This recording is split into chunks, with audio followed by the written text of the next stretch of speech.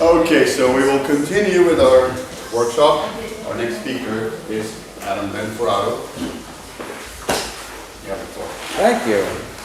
So first off, a heartfelt thank you to you, Andrés, for inviting me here and to the organizers of this amazing conference. And also to getting to meet such wonderful and hear about the work of such wonderful other panelists. So recent research has revealed that legal actors are susceptible to numerous psychological biases and limitations, cognitive and otherwise.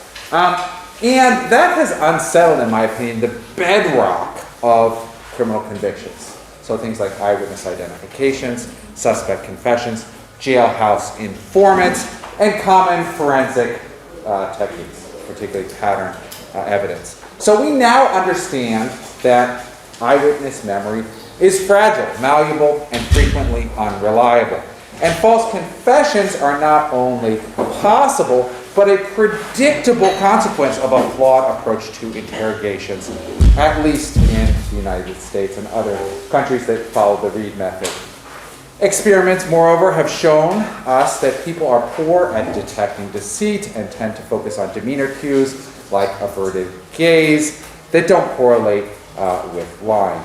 And we've realized that forensic analysis is subject to confirmation and other biases, and that entire fields that we relied on in the United States and other countries for decades, like bite mark, hair analysis, lack meaningful scientific validation.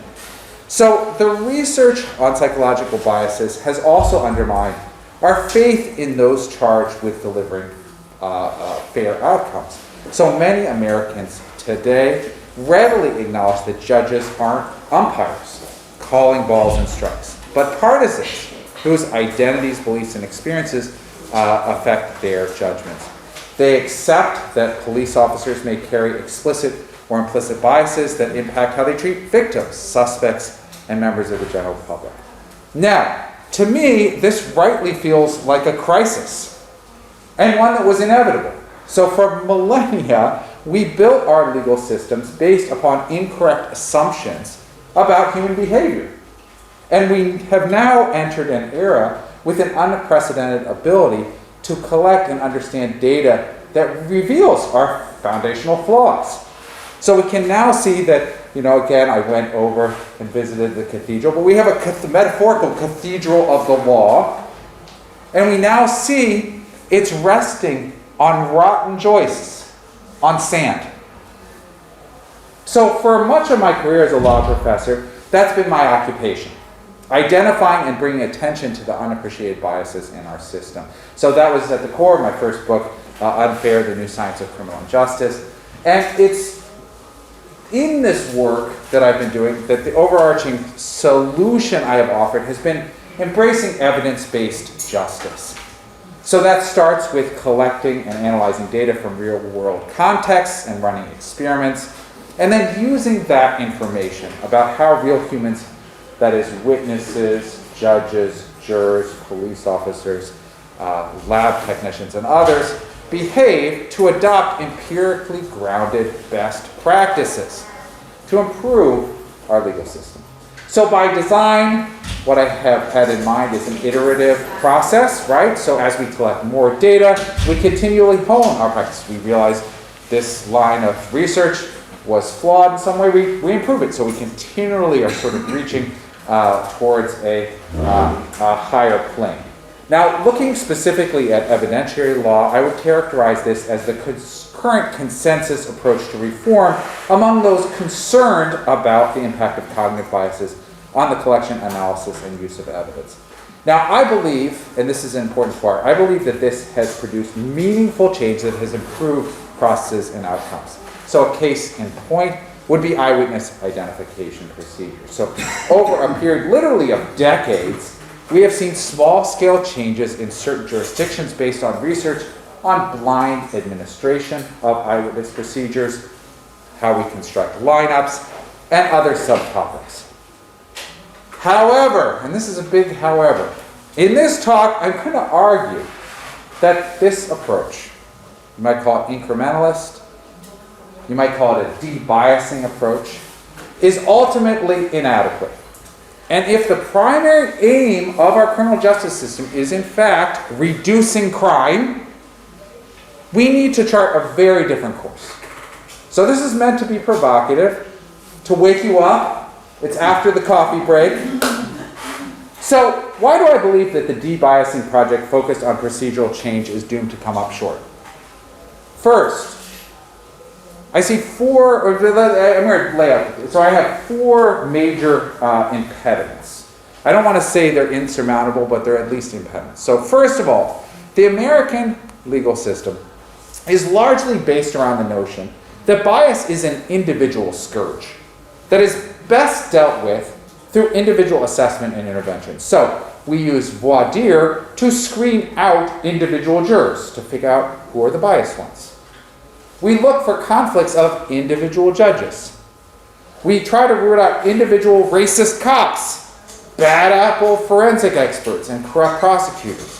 We try to get jurors to figure out whether this particular witness is misremembering or lying. Unfortunately, our empirical research tends to be focused on finding patterns across populations, across groups. And it's always going to be difficult to identify the operation of cognitive biases in individual cases. Did the physical attractiveness of this particular witness make this person appear more credible in the eyes of this particular juror? Was the accuracy of this particular eyewitness's memory affected by the fact that she saw the suspect at twilight rather than at midday? Was this particular judge's ruling on admitting this piece of evidence influenced by his generally positive feelings about the police? So to take this last example, the valuable research on cultural cognition has demonstrated that backgrounds, identities, commitments shape people's views of facts and laws and risks, just as we heard earlier in the panel. But any correlation that has been identified between, say, a judge's gender, ideology, and race and the likelihood to side with the prosecution doesn't allow us to say that this particular judge was biased in this particular way in this particular case. We can't really get in and see in this particular moment. So to intervene, our system wants scientists to deliver evidence that a particular bias impacted this particular individual in a particular case. But of course, scientists can't do that. It's not like pointing to a bank transaction showing that a judge was paid a bribe from the defendant, or a video of a police officer planting evidence, or emails showing a prosecutor using racial slurs. We don't have that evidence that we need. So without that individualized proof, our system is often going to act as if the relevant bias does not exist. Undoubtedly, there are important opportunities to use group-based research to enact group-based reforms, but the pressure to use the group-based research for individual determinations is going to continue to set back the broader project to improve fairness and accuracy. Now, the second major challenge for the de-biasing approach is that to date, the evidence of effectively de-biasing decision makers and others involved in our evidentiary processes is weak. This is a project, an empirical project, that's in its infancy. It doesn't mean we're never going to be able to do it, but it's in its infancy. So in many cases, as we've already heard, awareness of a bias does not allow us to avoid it. And many biases are surprisingly sticky. So even where we discover an intervention that seems to temporarily reduce a bias in one context, we tend to struggle to produce meaningful long-term change.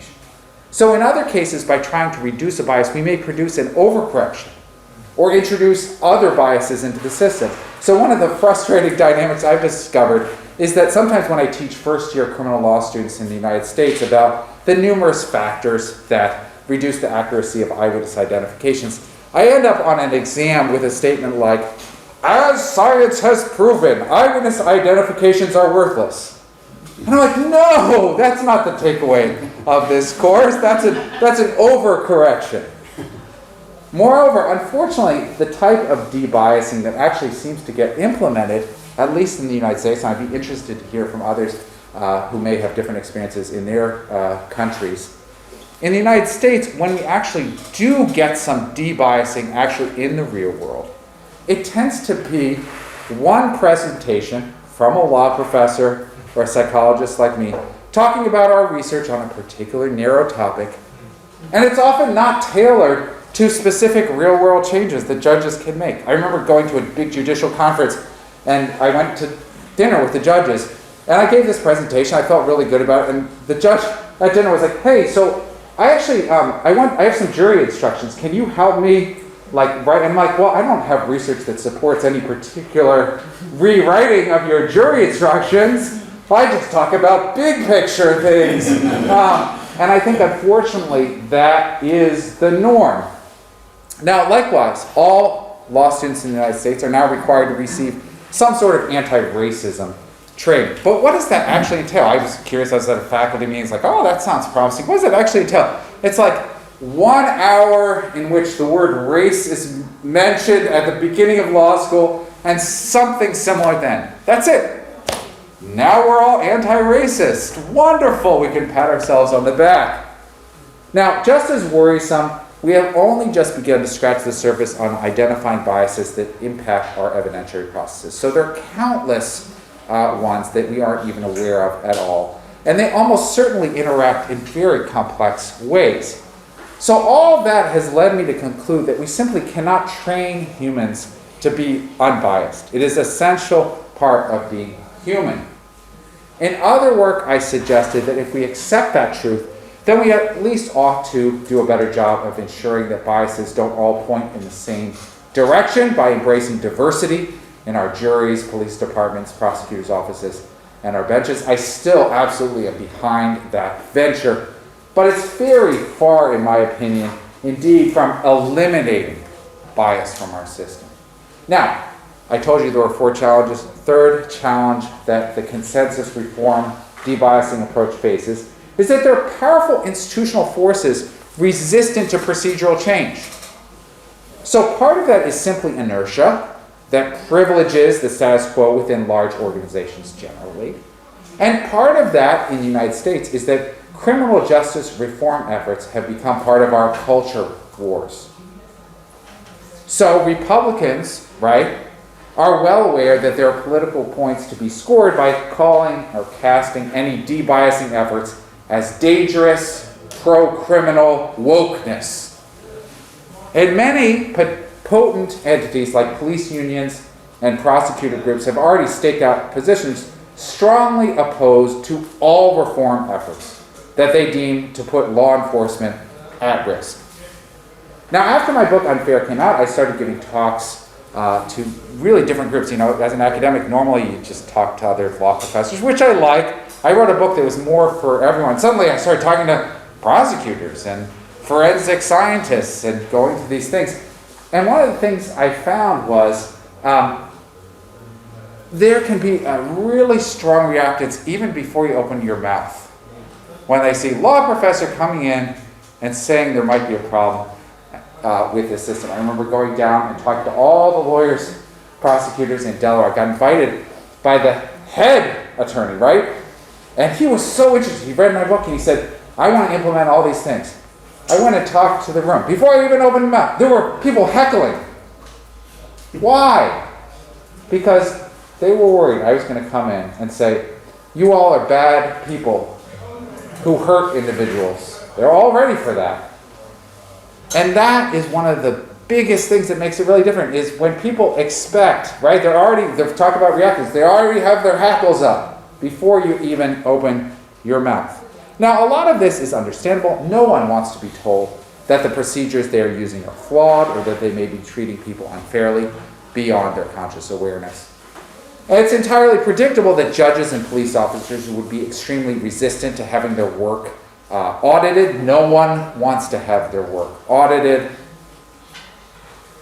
Unfortunately, that's likely to be one of the best ways to discover whether the biases actually exist, is actually looking at all of the cases, looking at all of the prosecutors. Do you treat black people and white people the same? Well, we have to look at how all the people who come before your court or that you prosecute are treated.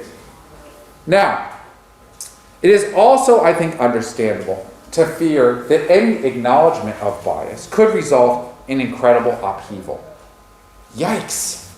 if we accept that a lot of forensic evidence is unreliable, doesn't that mean that we have to let a whole bunch of bad guys who were convicted based on such evidence go? I think that goes a long way to explaining why state and federal authorities in the United States, even under Democratic administrations, have been so dismissive of the authoritative and utterly damning reports of flawed forensic evidence that they have received. So Dean Mnuchin talked a little bit about this on the first or second day of the conference, right? What happened in 2009 when the National Academy of Science issued a report in which it stated, with the exception of nuclear DNA analysis, quote, no forensic method has been rigorously shown to have the capacity to consistently and with a high degree of certainty demonstrate a connection between evidence and a specific individual or source. What happened? Not very much at all. So what happened in 2006 when the President's Council of Advisors on Science and Technology produced its own report arguing that firearm and bite mark analysis lacked validation and fingerprint evidence, while valid, had a much higher error rate than people assumed. Again, everyone was excited. Okay, change. Well, not much. And this was under a Democratic administration. I think that has very little to do with the quality of these reports and everything to do with the fear of how disruptive it would be to take them seriously. That's going to be a problem for the acceptance of many reports on evidentiary bias. If we give this credence, that means overturning a whole bunch of sentences. Now, all this makes me very skeptical that those currently entrusted as the guardians of the criminal justice system can be trusted to make it better by rooting out bias. Indeed, I think a lot of prosecutors, police officers, crime lab technicians, or judges in the United States think the system works just fine as it is. They're never going to be in a position to manage the changes that are necessary to reduce bias in a meaningful way. And it saddens me that it has taken me so long to realize this. I don't think that they can be the stewards of the just system that I want to see. Now, progressive politicians or prosecutors, we have one in the city I live in, Philadelphia, get a lot of attention these days in the United States. But again, they are very much the exception. You drive 10 minutes outside of the city and you have a very different prosecutor who's a lot more representative of the United States as a whole. So I think the most we can realistically expect in the coming decades, outside of a handful of very liberal cities, is the adoption of some additional trainings and info sessions on bias. Maybe next year I'll teach about confirmation bias, maybe something about anchoring to judges this year. Maybe the Philadelphia Police Department has an extra implicit bias training session. That's about all I think we can hope for. Now, it's important to note that while I focused on the stewards of our criminal justice system as the source of opposition, the larger culprit in the United States is the system itself, specifically its adversarial nature. This may seem odd, given that the leading justification for the adversarial system is that it is the best means to counter bias and reach accurate outcomes. But by tasking each side with zealous advocacy, we create the ideal conditions for biasing evidentiary processes. If you believe it is your job to make the strongest possible case for your side, it is very easy to see bias as something to seek to enhance, not something to seek to eradicate. In the United States, we have partisans prep witnesses, altering their memories and changing how they present their observations in countless ways. We allow partisans to control crime lab testing, control the evidence, with those doing that analysis working hand in hand with the detectives and prosecutors working the case. How surprising, right? That they find a fingerprint match when they know that the suspect has already confessed to the crime. In America, experts are hired by the defense or prosecution, and the sides, again, work hand in hand to ensure that those draft reports, the expert testimony, aligns exactly with what the side wants to hear. And this ties into the fourth and final impediment to the debiasing approach. As we learn more about the existence and impact of cognitive biases, we open the door to develop not only the means to reduce bias, but also the means to enhance bias. So as I teach students in criminal law about bias, I inevitably get a hand up. Professor, this is all really interesting about, cultural cognition, and I see what you're saying about the need to fix the system to address the bias, but could, someone who knows about what you're talking about use it to make things biased in their favor? Yes, I say. And it's already happening. So in America, we have seen the rise of a multi-billion-dollar trial consulting industry who has populated itself not primarily with lawyers. Why would you hire a lawyer? You want to hire PhD psychologists and statisticians. If voir dire was created for the purpose of removing biased individuals from a jury, with the help of jury consultants, it can be a great means to ensure that the jury is as biased as possible in your favor. That it doesn't matter what evidence is produced at trial. The people have already made up their minds before they enter the courtroom. Now, as I said before, the psychological research suggests that identities and cultural commitments are far more influential on outcomes than what the law says. But we also, I think, have to worry about a quite different path to enhancing bias in evidence. Now, the assumption of many people is that science and technology, as they continue to improve, are going to produce this movement towards certainty in the criminal justice system. For those who hold this view, we should expect to see human eyewitness identifications supplanted by footage from video doorbells, CCTV, cell phones. Those who ascribe to this view assume that we will see a gradual ceasing of a reliance upon tire tread evidence when every car is equipped with GPS and insurance companies offer heavy incentives to track every driver's movements. We will see a general ceasing of reliance on confessions as DNA tests become more and more sophisticated and pervasive. That's possible, but I am somewhat skeptical that we will ever reach this future. As counterintuitive as it might seem, we may be on the cusp of an era in which all evidence will be suspect because all evidence, fingerprints, computer files, GPS, shell casings, surveillance footage, can be convincingly faked. Scientists have already shown the ability to create a blood or saliva sample from a tiny amount of DNA taken from another source, like a hair. Companies have already developed algorithms that can persuasively mimic real people's voices after listening to just a minute of their speech. You can actually try those out. Type that into Google. It's actually rather amusing.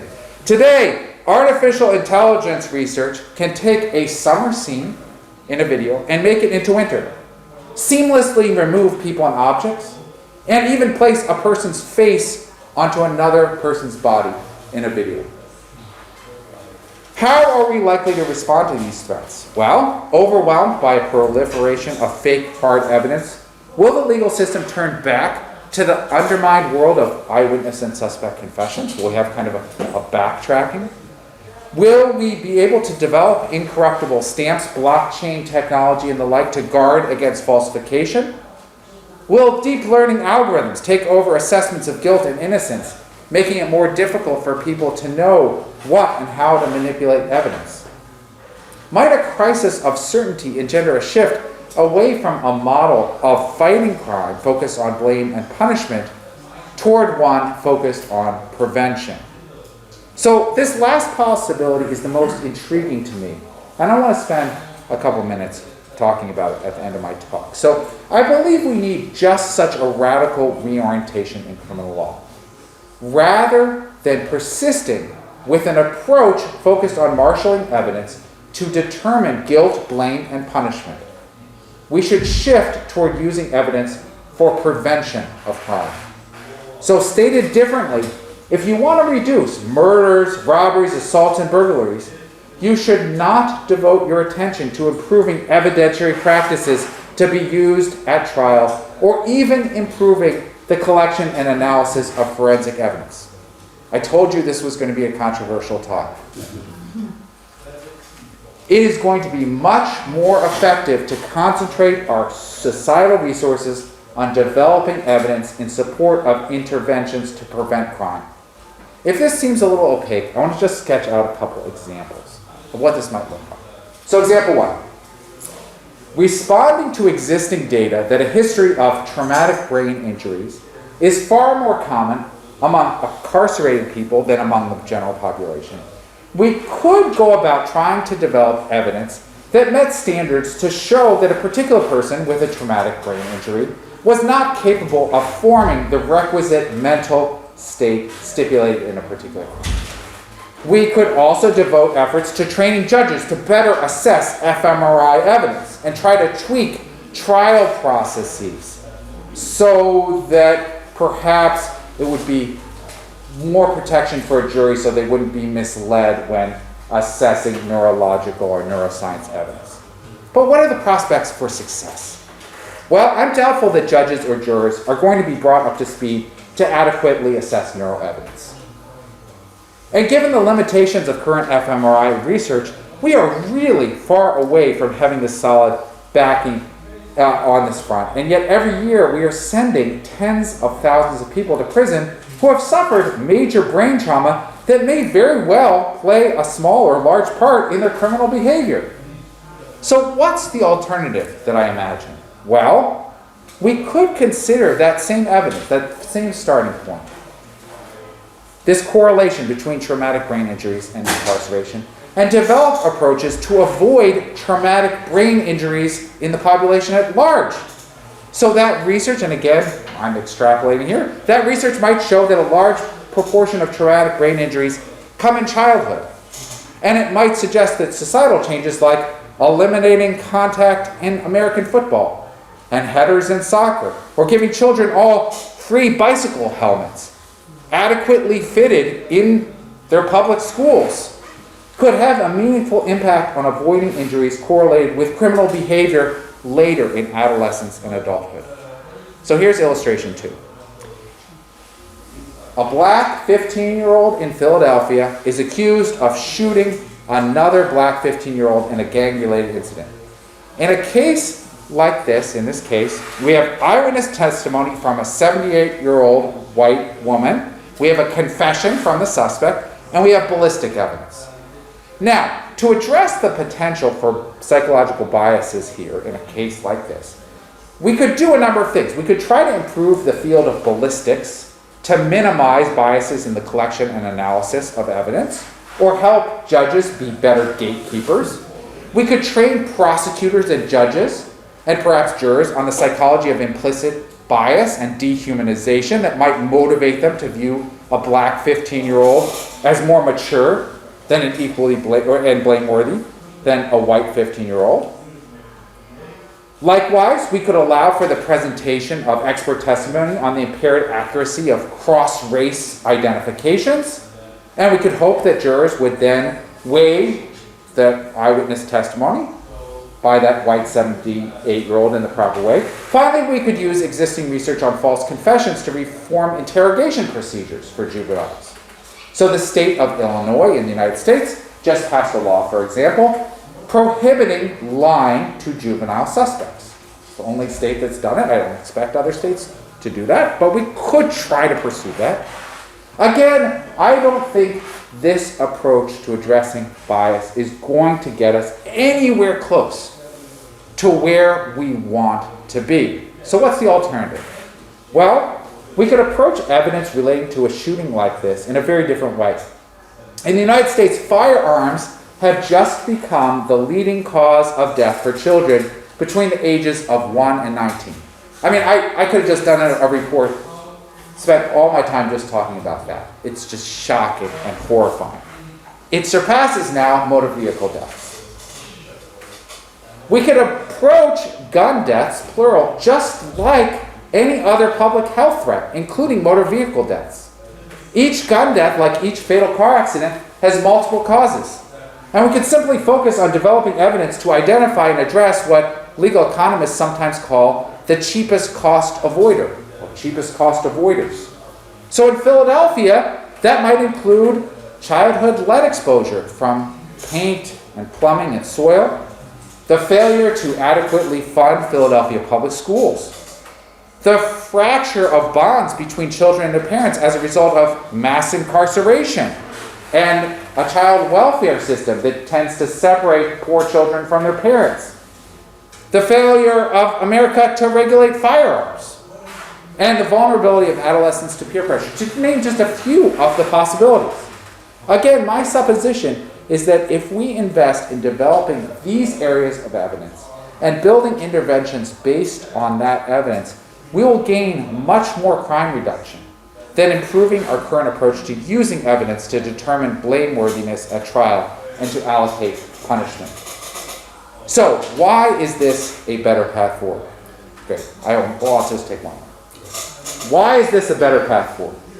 Well, there are a lot of reasons. I'll focus on just two. First, it's group-based evidence to enact group-based change.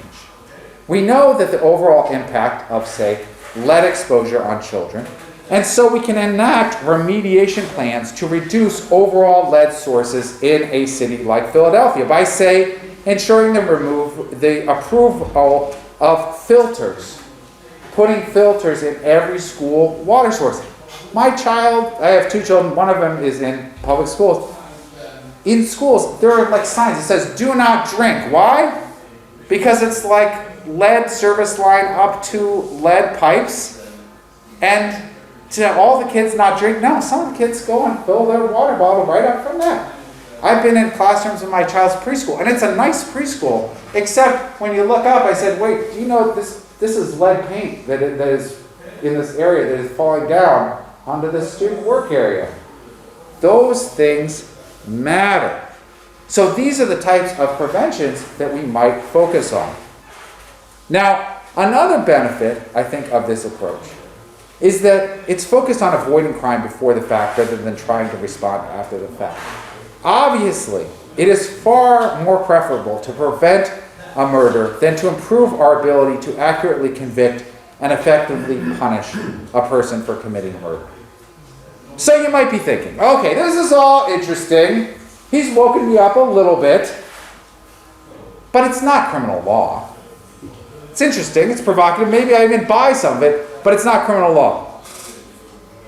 If that's your instinct, I ask you, why is it not criminal law? Why are the tools of criminal law police officers, prosecutors, prisons? The 3 Ps. Maybe we should have some different Ps. Why aren't the tools of criminal law prenatal care and preschool? My response is the only reason that evidence for prevention is not criminal law is a lack of imagination. With that, I will stop. Thank you.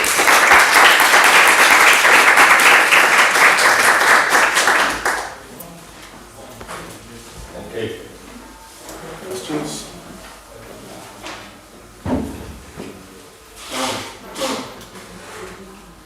Dalia?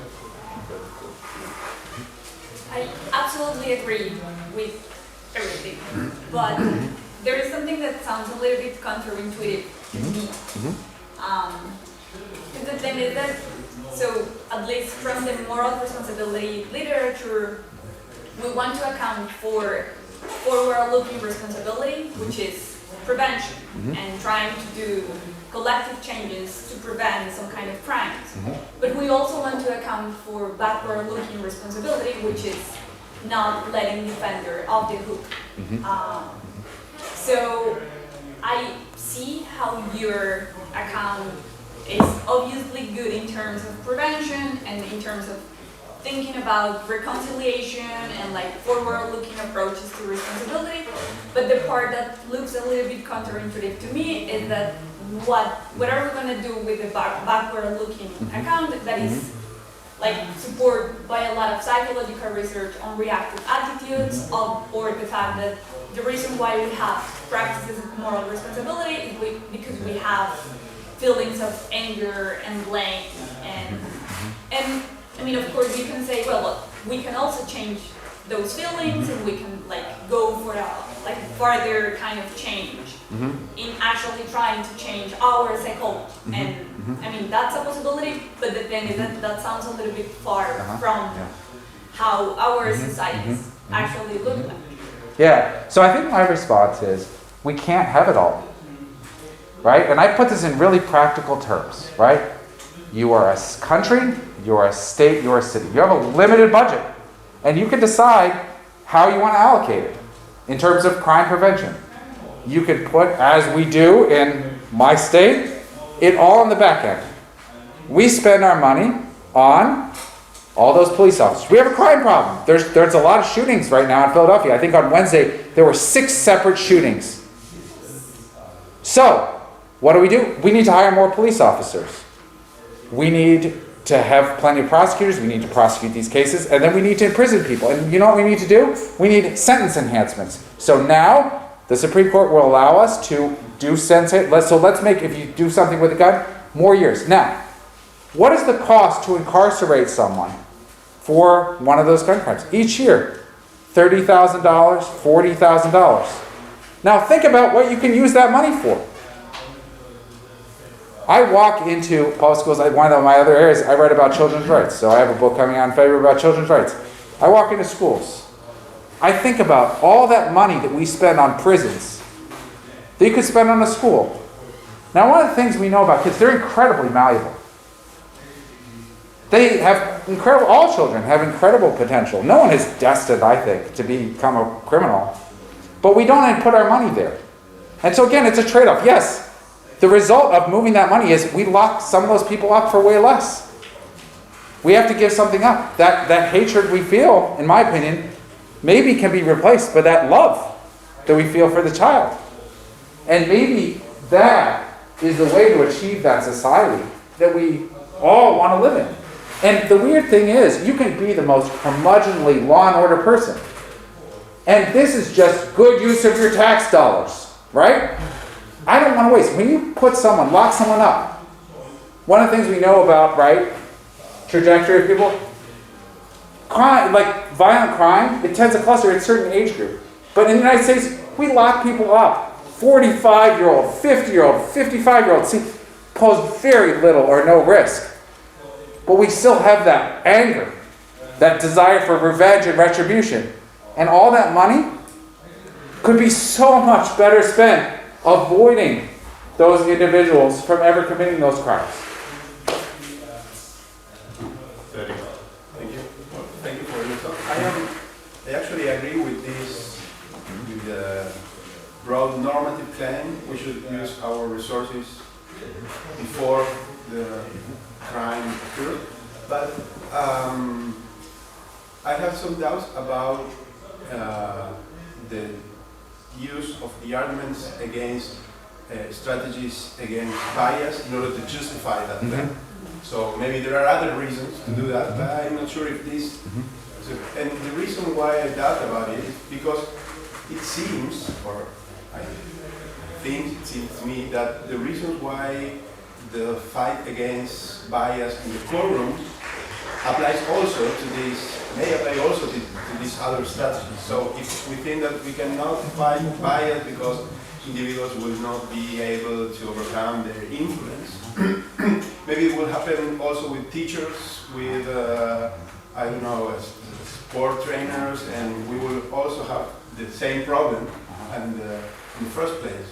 So why do you think that? Yeah, so I think, again, if I could go back to sort of one of the examples that you were kind of talking about, which is imagine like college, 2 students, one accuses the other student of rape, okay?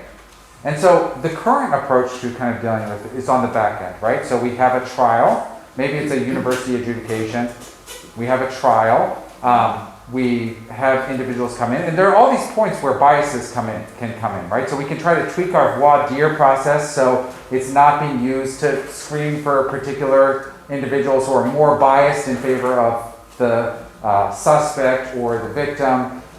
We can try to, in the way you were sort of talking about it, kind of instill these ability to engage in these more valid generalizations about individuals and to appreciate the complexity of victimhood and how victimhood manifests itself.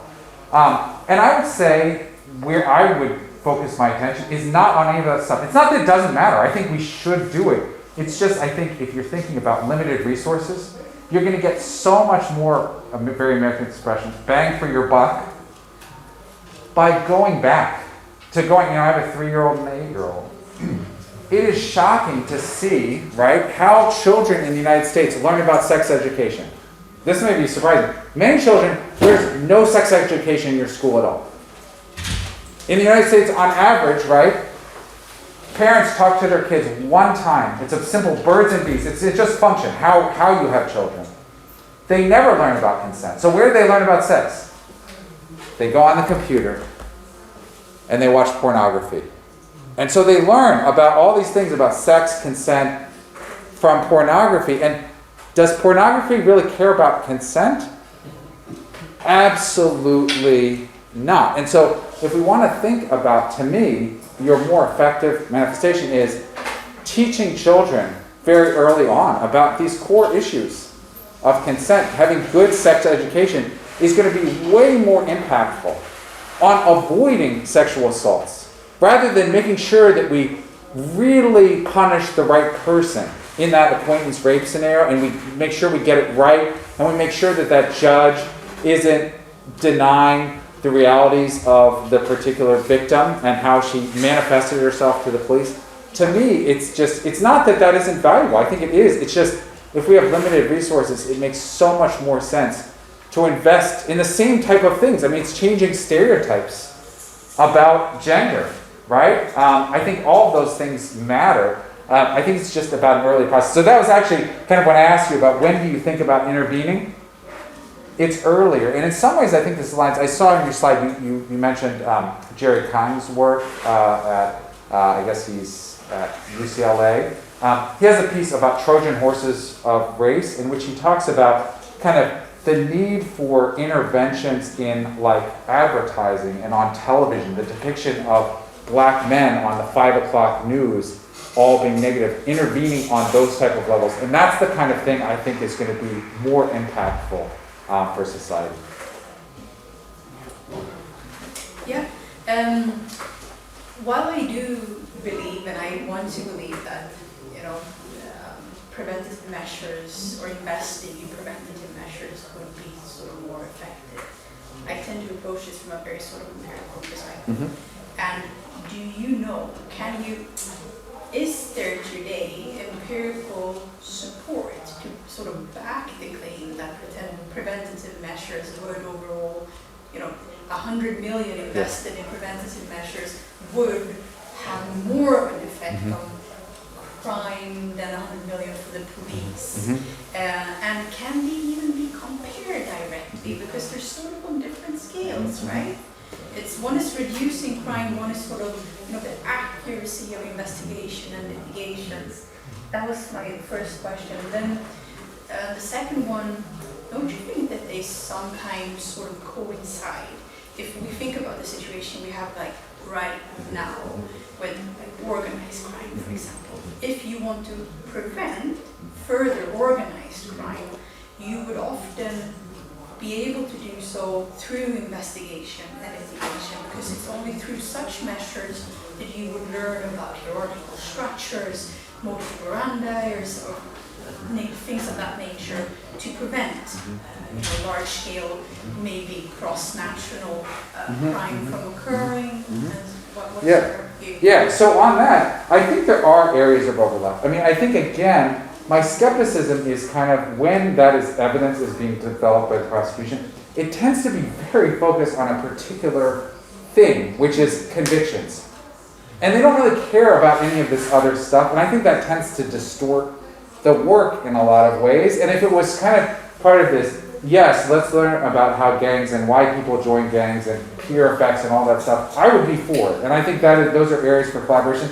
I just tend to think I want this to be controlled in a different way, and the focus primarily to be in a different way. So it's, yes, in this period here, I'm all for it. I think there are benefits from that. But I think over time, I want to see it shift in a different way.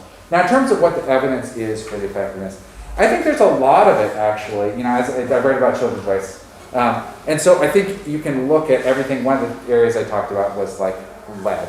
So dealing with lead. So they've run studies where they actually look at the benefit of $1 invested in lead paint remediation and the benefits to society over time. And it's many times, right? Now, not all of those are criminal, but some of them are, right? Some of them are. There's a pretty strong correlation to heavy metals, brain damage, problems with the prefrontal cortex, impulse control problems, aggression, all these things.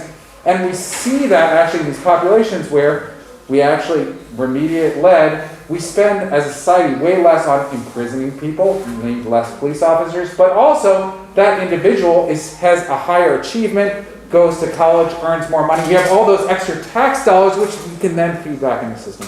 Same story with early pre-K education. Now, some of you come from countries where it's like, you don't do, like 4-year-olds don't have school? That they could, yes, in the United States, we don't have that, a requirement.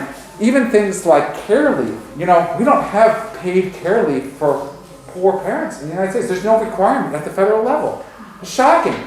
But that has a real impact. And if you look at the data, it's oftentimes one of the measures that they look at is what's the likelihood if your kid goes to pre-K that they will be incarcerated. And some of the really cool work that it's doing actually is intergenerationally. So we don't just look at what happens to this generation. It's passed on, the benefits. But the negative, when you lock up someone's parents, that's also passed on generation to generation. Yeah. Well, I guess my point is similar to Federico's point in terms of you describe as one of the obstacles for incremental changes, the political and cultural forces that are behind that. Mm-hmm. But then your proposal, which tend to be, I agree, in normative terms too,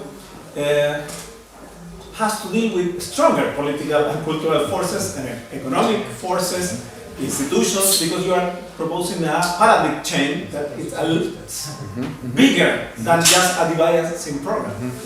And in a context in which your solutions, even though if we have a solution that it's worth, it will take 20 years.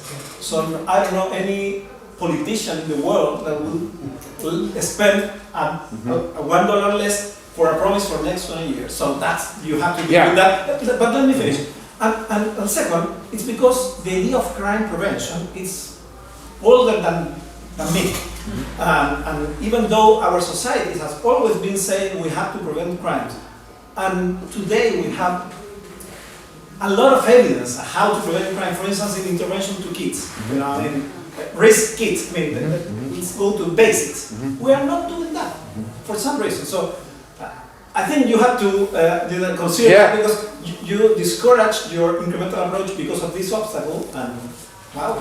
I think that's a fair criticism. I mean, honestly, I do. I think that there are immense challenges to what I'm depicting. Now, I still absolutely think we should do it because it's a better cost-benefit analysis. I think it's just makes sense.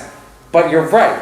Some of the same things that I'm worried about, the institutional forces, all of those things, are there. Now, I tend to think, right, that if we don't cast it as policing, it's a kind of a backdoor way of, in my city, for instance, there actually is a move to repair the pipes, and it's focused more on the economic benefits to the city, but we can get some of the pro-crime benefits also. So there are a lot of pre-K. There's a debate going on in the United States, maybe we need to fund this for these benefits. So my feeling is, maybe we can shift some of these resources already, not calling it crime. Now, it is interesting, and I don't know in other countries if the same thing, there are people now actively calling for abolishment of the police in liberal cities, including mine, right?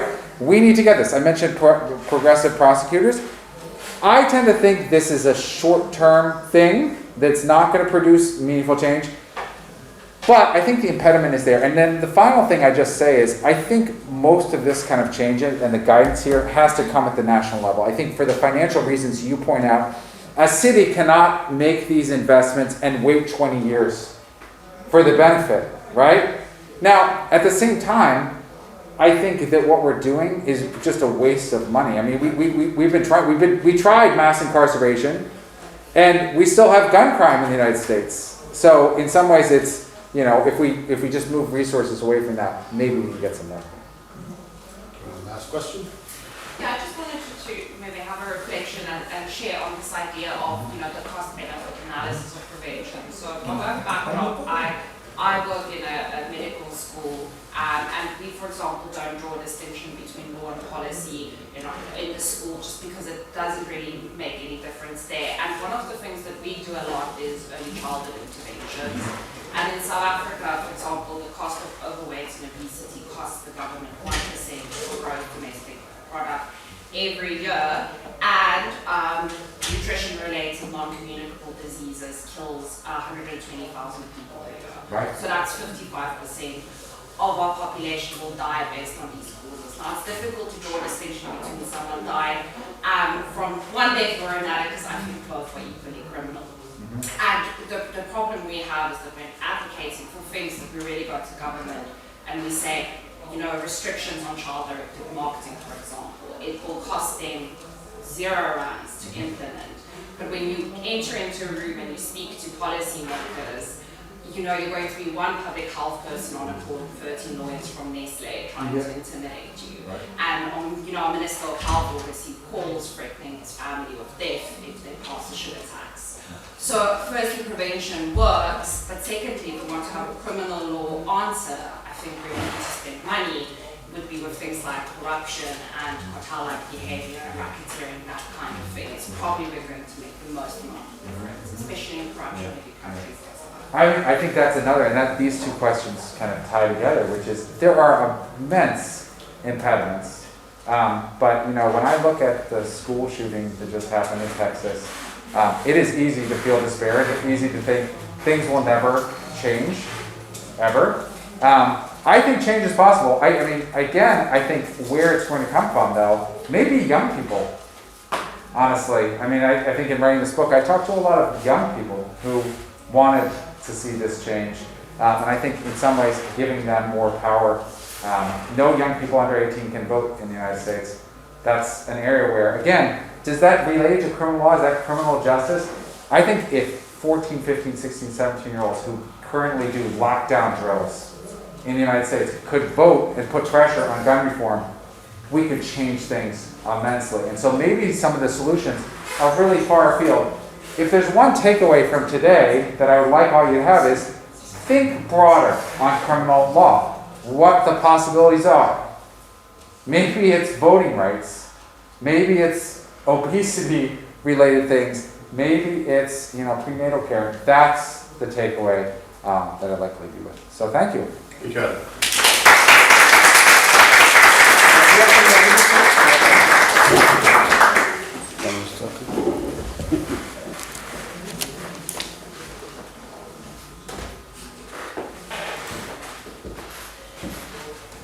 ¿Dónde se pone aquí? F5. Okay, our last speaker is Mr. Duce from Chile. You have the floor. Okay, hi everyone again. Today I will speak about bias. Let me thank Andrés before to put together this panel. I will talk about bias, but my focus will be on cognitive bias. Here you have some definitions, so we can share the same idea. But my focus will be on cognitive bias in expert forensic evidence. Probably the first question is why to talk about that in an evidential reasoning seminar. And I think there are several reasons to do that, but let me just focus in one. Because contrary to the common belief and expectation that we have about scientists and different forensic analysts, there's a large body of evidence that show that cognitive bias is a huge problem for expert witnesses and forensic evidence. For instance, E.T.L. Dror, one of the main specialists of the area, has described the impact that has cognitive bias in forensic evidence. Biases can impact the actual observation and perception of the data, testing strategies, as well as how the results are interpreted and how conclusions are reached. And even a systemic review of the literature available in cognitive bias in forensic disciplines published a couple of years ago identified 29 research studies and conclude that this available research constitutes a robust database that supports the idea of susceptibility of forensic science practitioners to a various type of cognitive biases. Recent work of Kahneman and others makes a call for the consideration of noise as something at least equally damaging in terms of affecting the accuracy of the result of those disciplines. So they argue that the improvement of quality of our forensic judgment, we need to improve, we need to overcome noise as well as bias. My focus will not be in noise, but I think we need to think in noise as a companion of bias in the future, not only to talk about bias. Okay. The evidence shows problem of bias in different areas of expertise and forensic disciplines, including, for instance, latent fingerprint analysis, forensic pathology, forensic anthropology, forensic psychology, blood stain pattern, crime scene investigation, and even in the gold standard DNA analysis, particularly in cases of mixture samples. The analysis of this evidence goes beyond the purposes of this presentation and to my own expertise. However, I can mention that the concern for this problem has been expressed by several scientific authoritative opinions that I think are enough evidence to not to spend too much time on that. We have talked a lot during this week about the National Science Report of 2009, but there's also several views from the National Commission of Forensic Science in US, the PCAST report of 2016, and outside the US, a lot of authoritative institutions such as, for instance, the Royal Society of London and Edinburgh, the Forensic Science Regulator in UK and in Australia, among others. And even at jurisprudential level, Supreme Courts in different countries have been expressed a lot of concern. For instance, this quote from the Canadian Supreme Court 20 years ago, nothing new under the sun, and the American Supreme Court 12, 13 years ago, also expressing the same concern. Despite this knowledge, there's still a series of beliefs and preconceptions that Drawers calls fallacies of bias that explain a certain level of invisibility of the problem, even in the experts communities and in the legal profession, of course. To deal adequately with bias, the first step, in my opinion, is to acknowledge their existence and the impact that they produce. Drawers identified 6 fallacies that difficult understanding the awareness of the problem. Because of my limited time, I will only mention 3 of them that, in my opinion, make the point very clear. The first one is the expert immunity fallacy, the belief that experts are immune to bias. Contrary to that, evidence shows that experts are even more susceptible to certain type of bias because, for instance, overconfidence. A second example is what he calls the bias blind spot fallacy. Experts are often not aware of their biases and therefore hold the fallacy that they are not biased. Andrés mentioned something regarding that, which create a blind spot. For instance, a research conducted in 2017, over 400 analysts, showed that experts said that in 70% of the cases, they believe bias is a cause of concern. But only 52% believe that the concern was for their fields. And only 25% believe that the bias was relevant for them. So you can see the blind spot of 50% there, you know. Okay, and third example, illusion of control fallacy. Even when experts are aware of the problem, they nevertheless think that they can overcome bias by mere willpower, which contradicts the available evidence on the matter. Biases are not problem of will. Okay. Cognitive bias is an umbrella term that refers to a variety of cognitive phenomena that are produced by a variety of sources. For instance, in this picture, Drawers identified 8 sources of bias that he divides in 3 groups. It is not the purpose of this presentation to go in deep with all these categories. The amount of literature in this matter is huge, and my time and skills to present it, not very good. But I think it is worth spending a minute on the point. And I will briefly explain 3 examples of different types of cognitive bias that, in my opinion, are very good illustrations that allow us to understand the magnitude of the problem that we are facing. The first one that we already have been talking in this panel is confirmation bias. I think this is a good example of a general cognitive bias that everyone has, and experts too. I will not explain the content, I have been mentioned, but I will stress that confirmation bias constitutes a serious challenge for any activity that implies research, analysis, and conclusion, and create the need for development strategies to avoid it. And what experts work in analysis, conclusions, so they are very exposed to that. Second example is the contextual information bias. This is a good example of the subtle problems that can produce cognitive bias in a forensic analyst and expert. The evidence shows that the exposure of experts to a task irrelevant information can generate bias that affect the reliability and accuracy of their opinion and conclusions. In addition, not only the type of information that they access is important, but also the order or the sequence in which this information is presented plays a critical role in decision-making processes and outcomes. Thus, irrelevant information could affect the collection of information, the selection of adequate procedures, and then the analysis and the evaluation from an expert.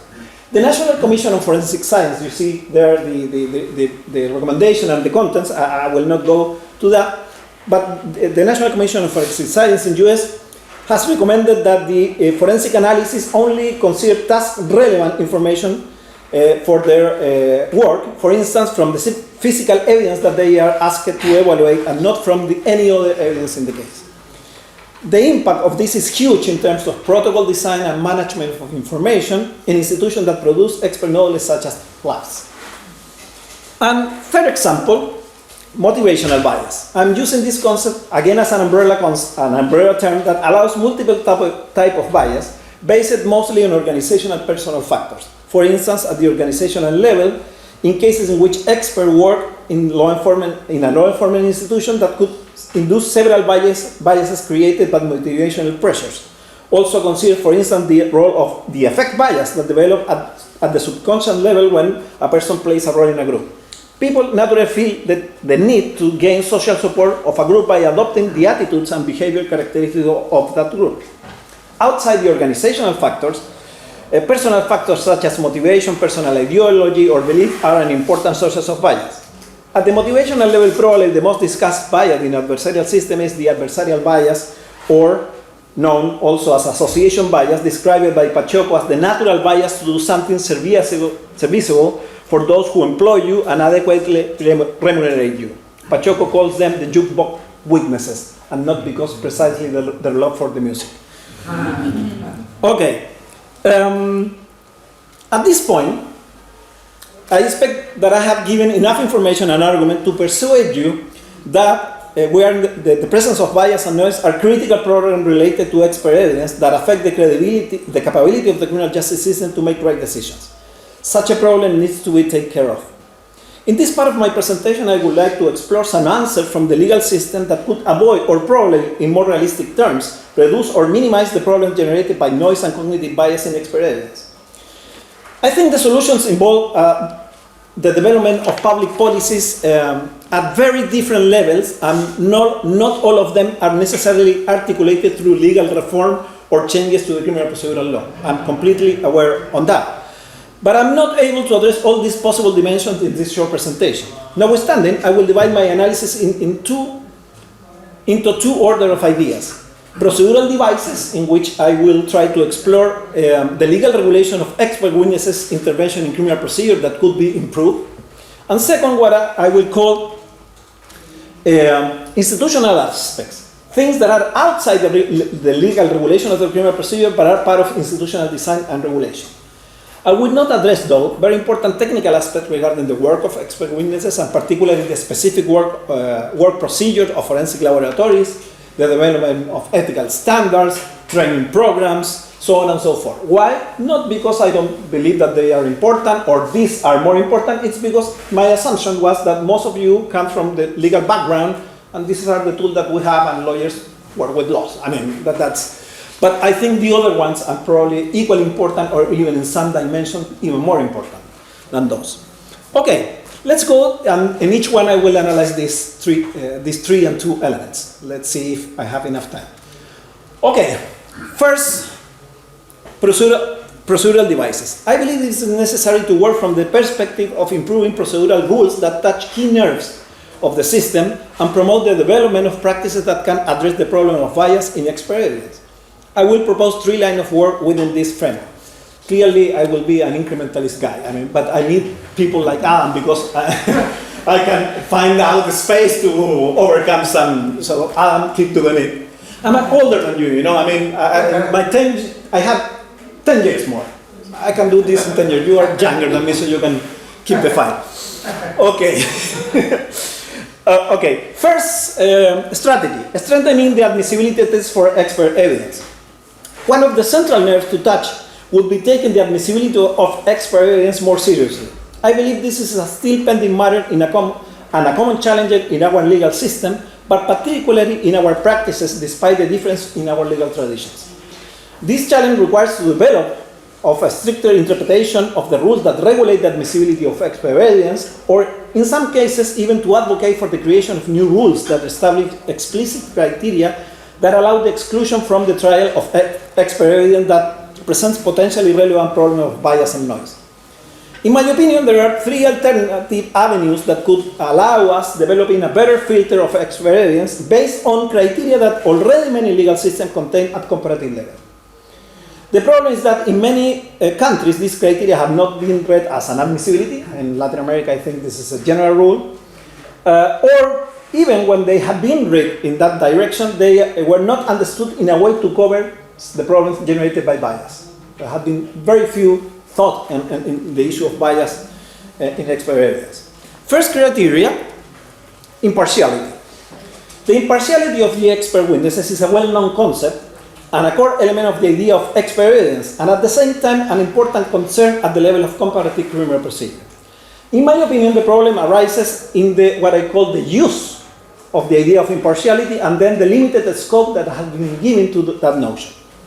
In terms of the use, I think a common trend in different legal traditions is that the lack of impartiality of an expert witness has been predominantly considered a problem of weight rather than admissibility. Thus, even in cases in which there are clear indicia of a problem of impartiality of the expert, she will be admitted at trial. As already mentioned, this is an important source of errors in judgment in the system. We need to change this and construct the impartiality of expert witnesses as a central element of the admissibility test. This idea, in my opinion, is slowly gaining traction at the comparative level. For instance, the Law Commission in England and Wales proposed in 2011 a rule based in part in the idea, in the concern that they have of the biased expert. Unfortunately, as far as I know, it was not finally adopted that recommendation, but in part has been incorporated later in several court decisions and in part also in some legal standards, for instance in the rule 19.2 of the Criminal Procedural Rules of 2020, in which they established the duty of the expert to be faithful to the science and not to the parties that present them. But probably the most interesting development, as far as I know, at comparative level, had been done by the Supreme Court of Canada. The Supreme Court of Canada decided that case a few years ago, 2015, White Burgess against Abbott and Halliburton, and the Supreme Court of Canada did two things. First, it said impartiality is a thing of admissibility, not only a thing of weight. And then they developed a threshold in which they define which are the requirements that the expert witnesses should fulfill to be admissible from the standpoint of impartiality. The court also understood that this threshold was derived from an old Mohan test that they developed years before, and understanding that the impartiality is a derivation from the idea of being a qualified expert.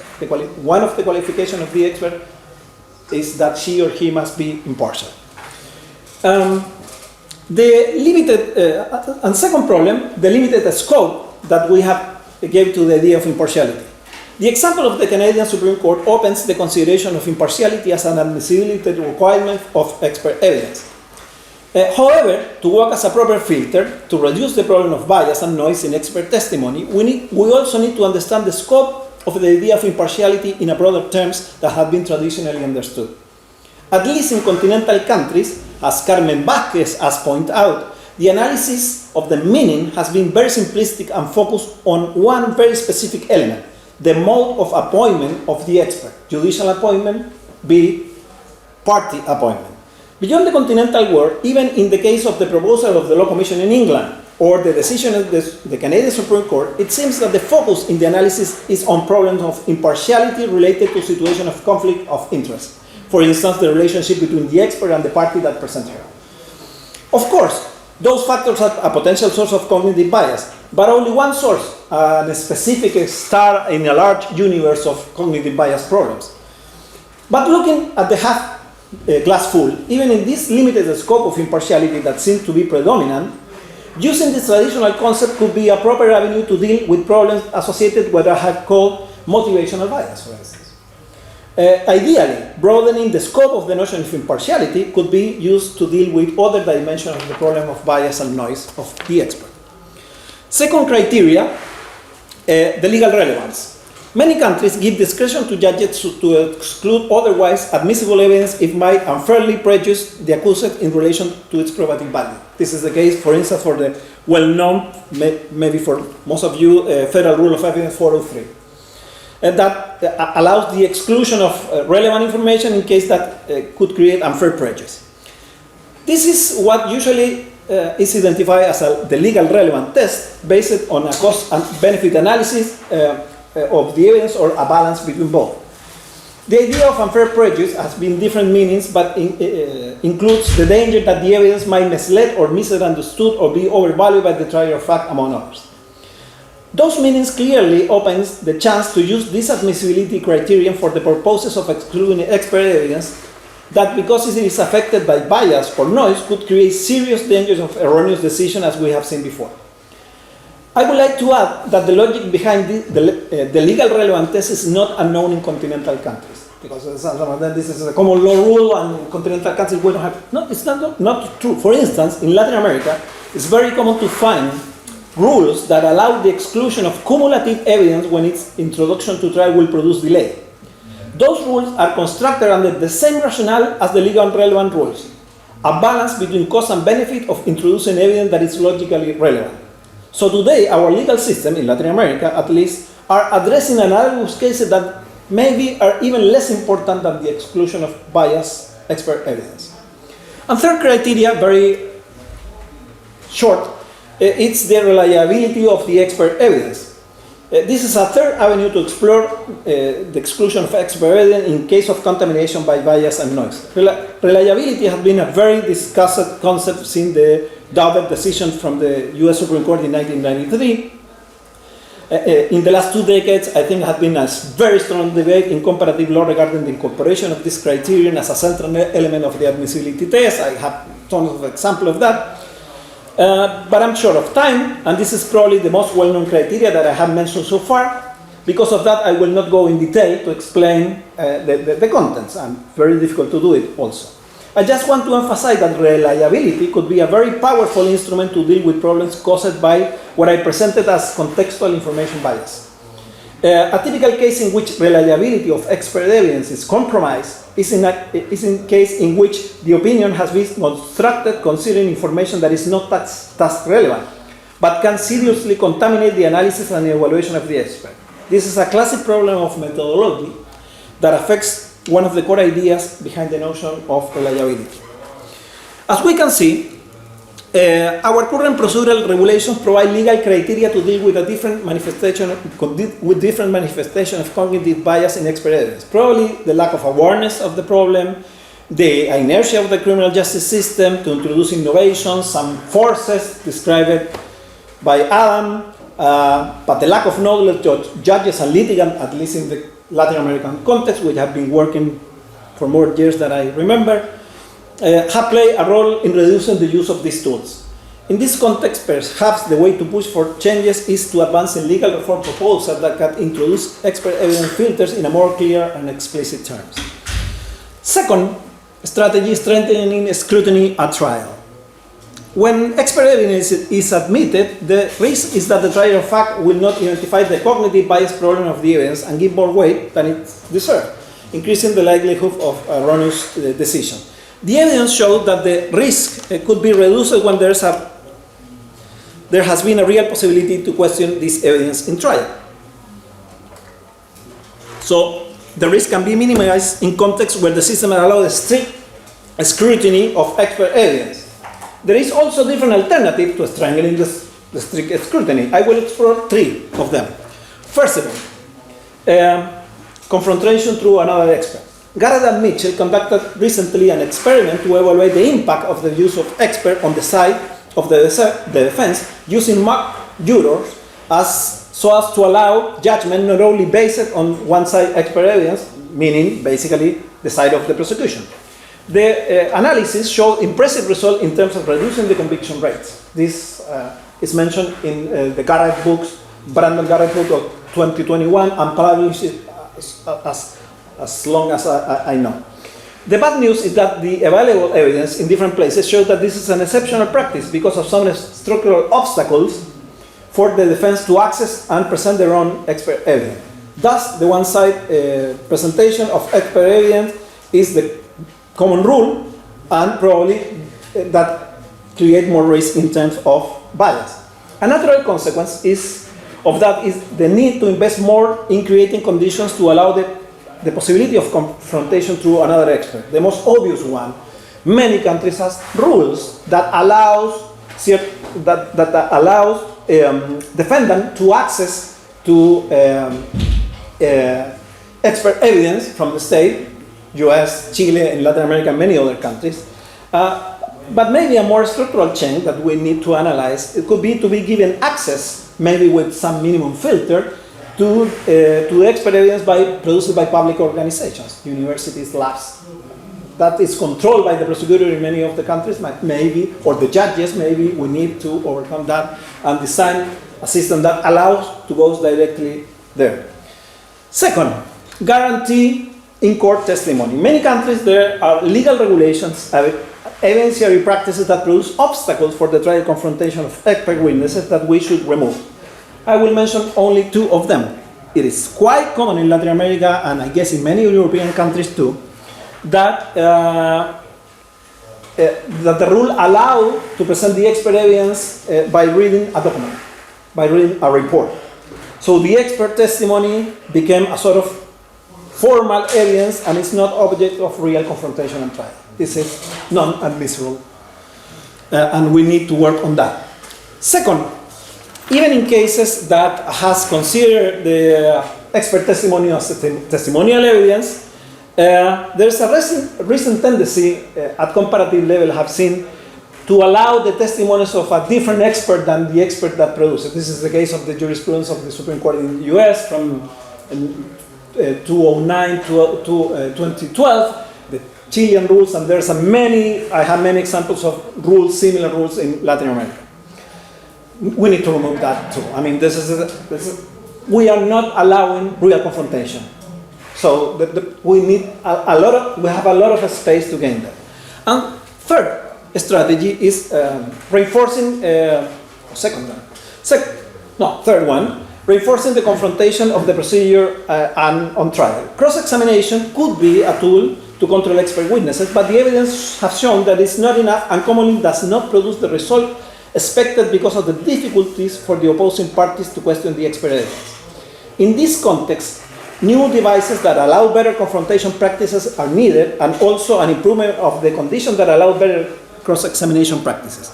I prepared something about new devices. For instance, I think it's very interesting to see what is happening with this rule of the English, the 19.6 rule that gives a judge the power to call expert witnesses from both parties to a meeting without the lawyers in which they discuss and they produce a minute. I've been trying to find out with the English scholars around here what's happening with that, but this is our new approaches. And of course, new devices should not replace cross-examination, but to make it work, we must introduce clear rules regarding documentation, recording, report contents, and discovery. And it is not possible to give a real chance of confrontation through cross-examination without timely and completely access to information. Because of the importance of this point, this is my third strategy. A crucial aspect to identify bias and noise is to have access to an important level of information regarding how the expert witnesses constructed and then arrived at her conclusions and opinions. At the same time, timely access to this information is required to have a real chance to use it to question first admissibility and second, a trial. to construct a good cross-examination. Traditionally, legal systems have expressed some level of concern regarding the contents of written reports and discovery, creating some rules and procedural codes on those matters. Probably these rules need to be revisited, particularly considering the evidence that we have today. On the other hand, documentation and case record have been usually a neglected issue in our legal system, allowing a very liberal treatment of that information by experts and institutions that produce forensic expert knowledge. The liberal treatment basically has allowed a practice that is not consistent with the idea of improving scrutiny of work of the expert. We need to develop reasonable standards in this matter. Probably they will require some level of legal reform. I will briefly review some of basic ideas to the main aspect of this area.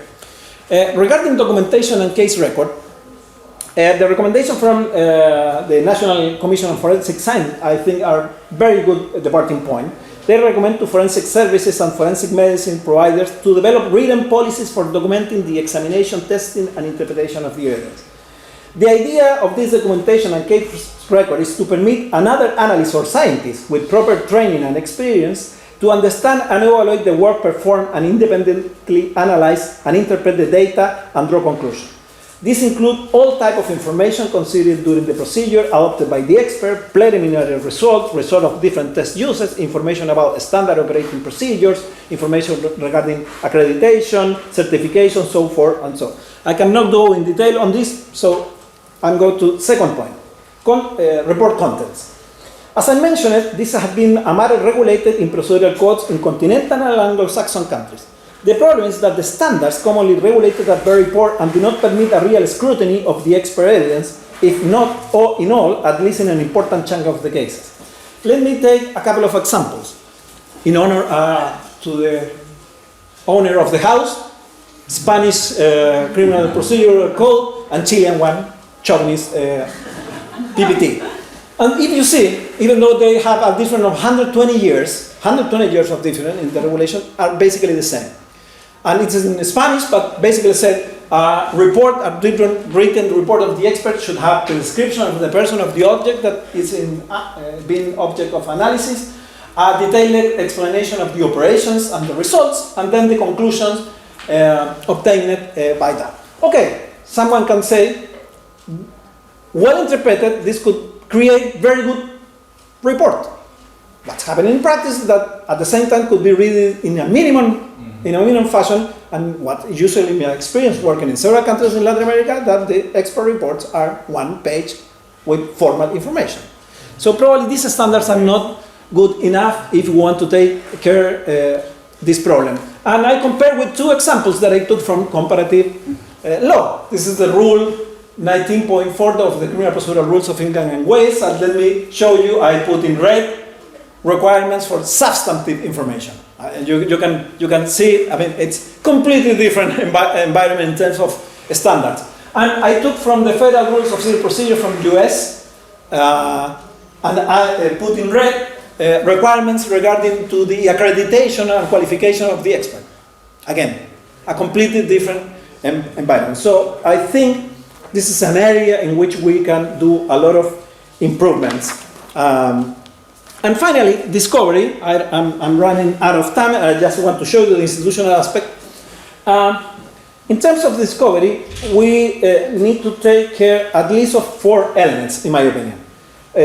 Discovery must ensure complete access to the case record and other relevant information, as well as to ensure that reports are complete according to a standard that we already reviewed. Second, discovery must ensure timely opportunity to use the information, and it's very difficult to put, a common standard for everywhere because of the difference in regulation. But I would say that the benchmark shouldn't be the trial. The benchmark should be the opportunity to discuss admissibility. For instance, in Latin America, what we call the intermediate stage. And what is happening in many regulations put rules of discovery just for trial, so you don't have any chance to discuss admissibility. Third, discovery rules should apply, in my opinion, to all expert evidence that is attempted to use at trial by any party and not only presented by the prosecution. I understand the important differences between the false positive and false negative, but if we want to prevent the system from making erroneous decisions, it is not clear that we should limit discovery rules only to prosecution. It is also necessary to create a culture of discovery, which I think is one of the deep problems here in the system, and that culture requires that everyone put everything on the table, in my opinion. And finally, we need to regulate consequences if any of those previous requirements have not well done. In my opinion, exclusion is the only way to try to control this.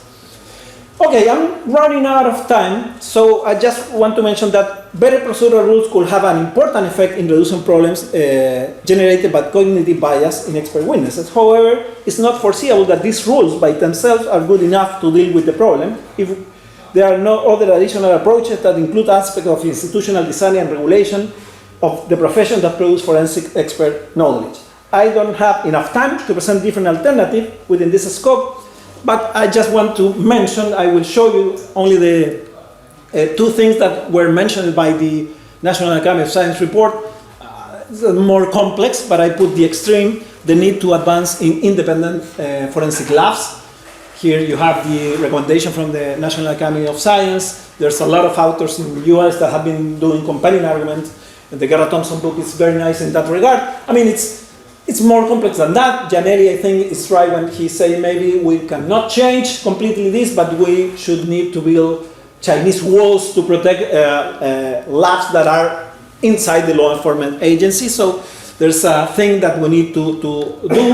And second, I would say more regulation of the labs in areas such as quality assurance controls and procedure to reduce bias. I'm running out of time. Just a conclusion, I believe that the problem of bias in expert evidence requires to be addressed if we want to improve the quality of the decision of the criminal justice system. The good news, because I'm an optimistic guy, is, I'm optimistic from my heart, pessimistic from my reason, but my heart always is gaining.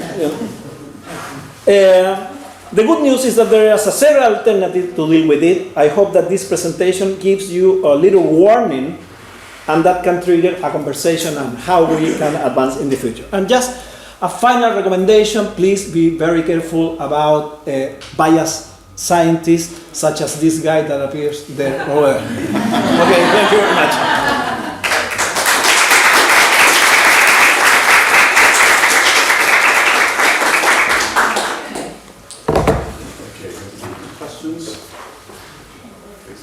Yes, hello. Mauricio, I have two questions for you. One of them is how to measure the impartiality of a witness expert at the admissibility stage when this normally takes place during its declaration. Well, I mean, for instance, let's take the bias based on how we use the information. Today, there's a very clear protocols developed, for instance, by E.T.L. Dror and other people called linear sequential unmasking or linear sequential unmasking expanded that gives you a sequence in which the analyst should take the information. If you give the analyst information in a different sequence, it's pretty much sure that that could generate an important cognitive bias. For instance, so that information should be very clear in terms of the report and recording, and that will allow to have a, let's say, an objective analysis of the standard of impartiality. So I think there's a lot of ways. Of course, not every problem of impartiality could be discussed in that, but I think if we put today my impression working in Latin America and working at some level in Europe, this is the jungle today. Everything goes, there's no debate. If we put at least some filter that could filter the minimum things, could be a huge improvement, and these type of things are possible to do in my opinion. And the second question, thank you. In Costa Rica, we have a dogma that official witness experts are trustable and have no bias. Opposite to private, but the witness experts are totally different. I don't know if this works also so in Chile on how to overcome this. Well, when I said jungle, I said things like that. In Chile, for instance, my research, empirical research have done that. In that, the judges have the same bias. Official witnesses tend to be different to official witnesses, and I have seen research on that not only in Latin American countries, but in Anglo-Saxon world, the Commonwealth, in Australia too. So this is a huge problem. That's the thing that we need to resolve, because there's not any scientific basis of that. And even to belong to some official institution that work under the umbrella of law enforcement, create bias that not anyone has. So that's part of the problem that we have to deal, but there's no scientific foundations on that belief from our dentists, clearly. How to overcome this? Because Well, I think this has been a common issue here in the discussion, creating awareness. And I mean, this is why I'm interested in that topic. I'm not a theoretical guy. I'm a guy that tries to solve problems. I see that this is one of the problems. In my experience working with judges, public defender, prosecutors across Latin America, and of course in my country, is that, well, you have to do step by step. I mean, there's some more, I would say, strategies that are a little more shocking. You have to do that, build some consensus and build champions, but in my opinion, this is no way to resolve in one measure in short time. To create information, to put the issue in the debate, to train people, to create awareness, to show cost-benefit analysis. I like very much your idea. I mean, that's the way. There you go. Thank you, Andrés. Thank you, Mauricio. I just wanted to suggest the following. Maybe we could take advantage of the duty to issue recent judgments that exist in some countries, maybe a lot of countries, and maybe ask for a specific requirement of being a little bit more careful when you're giving reasons as to the value attributed to expert witness testimony, maybe. So basically increasing the level of intensity with which the judge or the trier of fact would have to reason about the value that attributes to the expert evidence.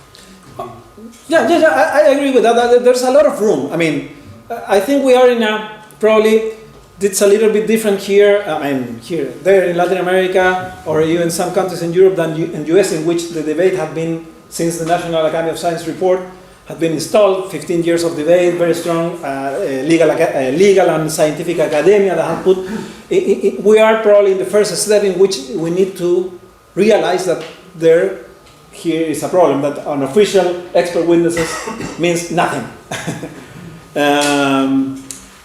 So I think in that direction we will find that our legal system has many spaces to improve. One could be the one that you are mentioning.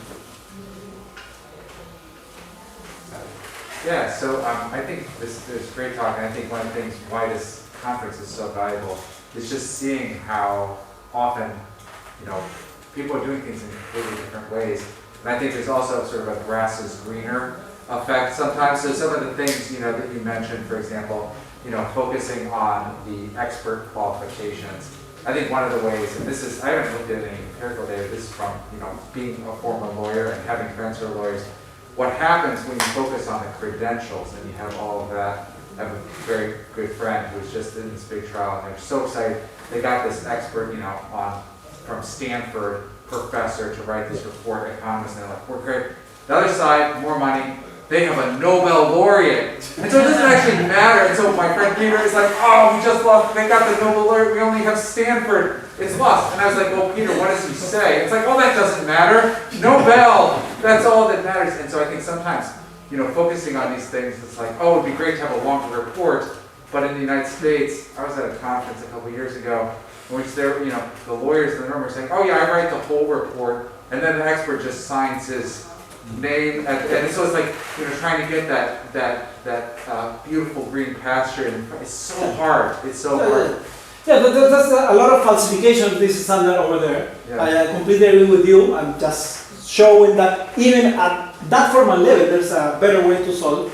And I disagree completely regarding the point of Stanford. I think Stanford is better than any Nobel Prize. Well, I have some bias. Okay, any other question? I have some question.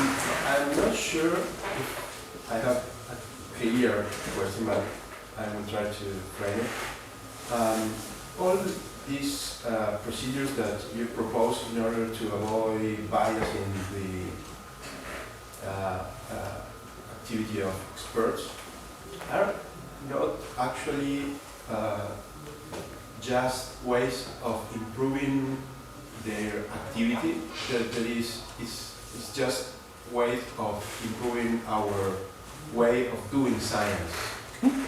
So it's like the criteria is just if they are getting the right results. It's not a matter of fighting bias, just to improve our way of doing science, in the sense to improve our capacity to approach reality. So the criteria will be always if we are getting knowledge. Yeah, I mean, I think it's in part that, but there's a way to do it. I mean, if we will allow science on court, we need to allow reliable science and the best science that we can get, not junk science as we are admitting it every day. I mean, every people that make research has the same challenge. Moa said that. I mean, I have the same in terms of experimental design and so on and so forth. Of course, this is the way to reduce erroneous results that could affect in decisions that are very important politically. I mean, the meaning that a criminal conviction has in our society. So, yeah, this is a call, if you wanted, a general call to improve how forensic organization works. But at the same time, we already have many evidence and many developments on how to address specifically the problem that arises from cognitive bias sources. So it's not only a general, I mean, the linear sequential unmasking, I don't have time to explain it, but this is a specific protocol to do with the problem of task irrelevant information, which is probably one of the main problems of bias, the cognitive bias on forensic analysis. So it's a mixture between both. I mean, but isn't it also about, I mean, regardless of what the result is, if it's correct or incorrect, which we of course never really know in a criminal case, isn't it also about protecting the process, the decision-making process? Just like legal actors have, requirements to remain objective, to take into consideration exonerating and incriminating circumstances, many forensic experts have also those sort of, even if it's not legally required, it's at least guidelines to sort of remain impartial until you've really evaluated all the evidence. And so from that perspective, doesn't it quite make sense to say that this is to address bias rather than to make sure that they make accurate decisions? Because you can, of course, be 100% biased and still get an accurate result in the end. But the problem is that we don't know that, and we want to protect the process leading up to a decision, isn't it? I agree with you. I agree with you. If you understood something different, it's because English is a bit rusty. And I guess it was because of this previous discussion between, like, what are we really doing with your suggestions for reducing bias? Isn't it more about accuracy in the end? And I'm not sure it's just about accuracy. I think it is about protecting the process. Yeah, but I think you have always the goal of improving accuracy. I mean, it's part of the job of the criminal justice system to find the truth, whatever it means, But that will be an indirect consequence of preventing. I think so. Yeah, could be. I mean, I'm from the point of view that I think the things is not so important. The thing is that we get this done. Yeah. Can I just ask one follow-up question on that? Is the system viewed as legitimate in Chile and Latin America as it currently stands by the public? Is it seen as like sort of... No. There's a huge problem of legitimacy. It is so complex to explain why, because there's multiple sources. Some of them are cause of the own system. The system is doing badly in many regards. But at the same time, has to do with, I would say, populism, crime policies that have been implemented, has to do with a general crisis of legitimacy of our state institution in Latin America. So, I mean, in Chile, what people think about judges, the worst, but even worse on the people from the Congress, even worse from the president, even worse. So we're facing and Chile is living that in the skin today because we are on the discussion of a new constitution from a conventional constitution. I'm not sure how we will overcome this period that probably I will not see. Okay, one last question. Yeah, I was wondering, and maybe this is again just something that's unique to our system. So we also have the serial, and then one party brings scientific evidence, and another party will bring an expert, and another party will bring an expert. So it's not necessarily that it's about bias from the scientists, it's just the forum shopping basically. So it's common practice if you have a case, you'll interview 4 experts and you'll see which one says the bit closest to what you like. And if you have enough money, these reports almost mean nothing because you're going to have someone say this and someone say the opposite. And that just means everyone is sort of high income.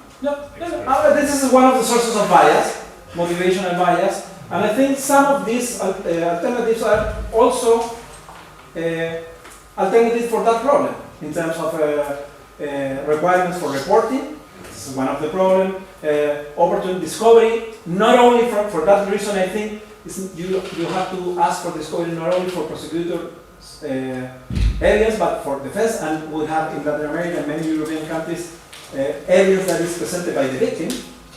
So something weird for you guys. So we have to do that, and we have to leave more room for discussion in admissibility and also a trial. So I think that's the way to do it. My requirements in terms of, I know the problem that you mentioned, but the requirement to have information about the expert also is looking for that, to see the pattern. Before, we have experts in Chile that have been dealing with them that have a very bad record, but no one knows. That record is very damaging if you are able to put it in either or admissibility or trial. Okay, thank you, Mauricio.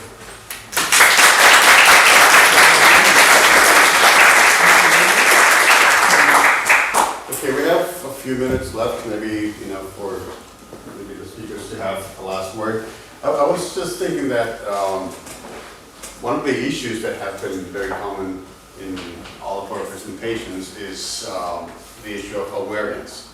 And that's a double-edged sword, because on the one hand, we need to know more about cognitive bias and biases in general to improve the system. But on the other hand, as Mauricio and Adam have mentioned, it can undermine confidence in the judicial system. Even in the case of Moa's research, it might have political implications if people realize that the judges in the ICC have some kind of bias. So I was just wondering whether we can find some kind of balance, some kind of different discourse for the public and for internal consumption, so to speak, that might work to improve things, basically, because that's what we're looking for. I don't know if anybody wants to comment on that, or anybody else.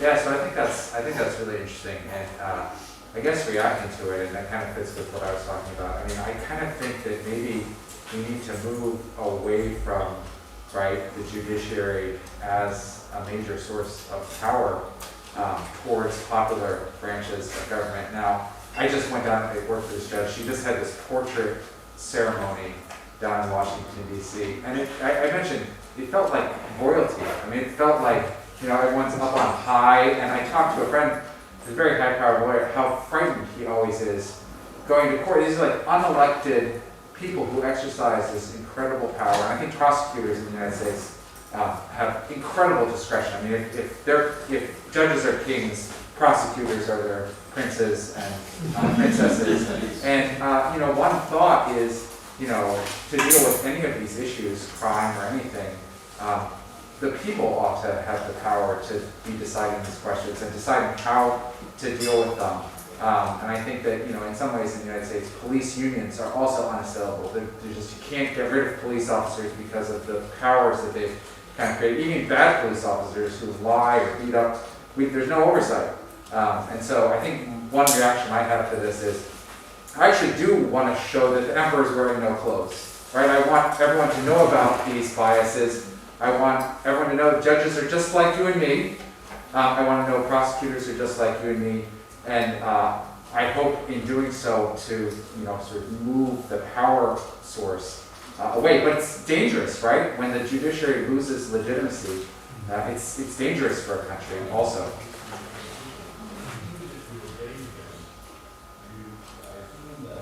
Any other reaction? I think it's a big point. I mean, Yeah, we're thinking.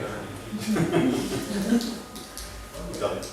Well, because I'm a philosopher and not a lawyer, this might sound very naive, but the thing is that I think that maybe it can be useful to make a more stronger conceptual clarification or like distinction between bias and cognitive bias, because the widespread use of cognitive bias gives us the impression that there is something inevitable in all this discussion, so that like there is nothing to do, or that all the things that go wrong with the judicial system are just like out of these involuntary things going on in our brains. But if we make the distinction, we can just like give proper names to each error, so we can actually call the judges or the judicial agents that are sexist, we can call them sexist and know that that's prejudice, that's not a cognitive bias, strictly speaking, but that there are other sources of bias that are involuntary. So maybe trying to make accurate conceptual distinction would allow us to see that there are things that we can actually do and that we can put pressure on specific solutions, or that we can ask for accountability from the part of the judges and like all the judicial agents. So yeah, maybe some kind of conceptual distinction would be helpful there. Yeah, that was going to be my second point actually.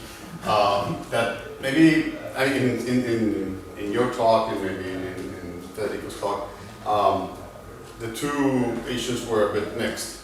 The social biases and cognitive biases, and perhaps it would be helpful to keep them apart, because I guess if people know that the judges are just like you and me, in terms of their ability to process information, and they also make logical mistakes or mistakes in terms of assessing the base rates or whatever.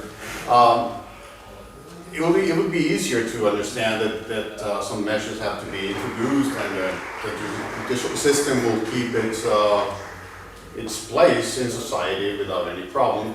But when you talk about sexist or racist judges, things have an entirely different tone, and maybe the discourse has to be separated in that case. So I think that's important.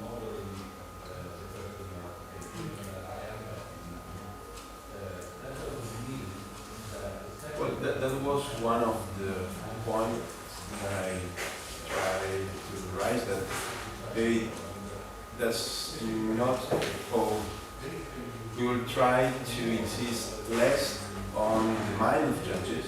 So we don't want you to change your beliefs about how the world should be organized, but we should try to improve the effects produced by the legal system. So we have also in Argentina more people from some neighborhoods inside the jail, and we want that to end, because they are not necessarily the only ones, or they are there because police use the same kind of profiling when it's about them.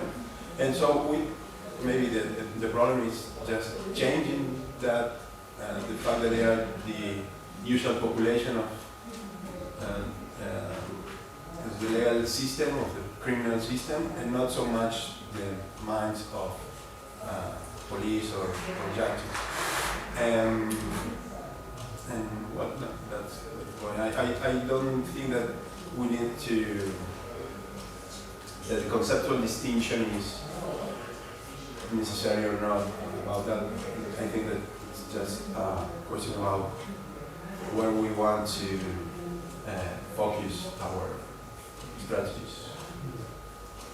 Yeah, there's also another point, which because much bigger, which is that maybe many judges are not very open to evidence-based judicial decision making, which is kind of ironic. But I think it happens all the time. They trust their own instincts too much, their own experience too much. And this is also very common with doctors. That doctors and lawyers and judges have lots of problems with overconfidence. So part of creating awareness is also making sure that they understand that empirical research is essential for the well-functioning of the legal system. Okay, I think everybody's hungry. So let's finish our workshop. Thank you very much.